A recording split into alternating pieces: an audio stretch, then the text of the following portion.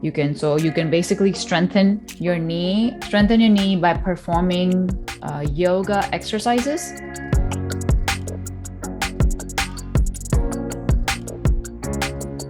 And the way to do that is you just have to strengthen your quads,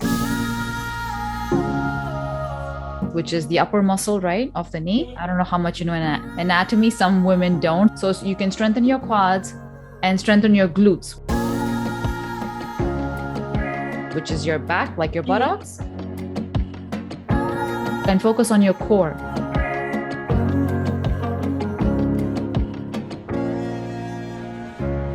So if you do the 3 big muscle groups, that is one good thing to do.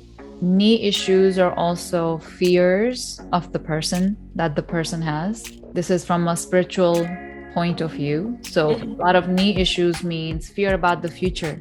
Sometimes a lot of different diseases in the body, they show up because it's not a physical problem. There is something emotional behind that problem. That makes sense. Okay. So imagine all your issues from your childhood until now are showing up in your body.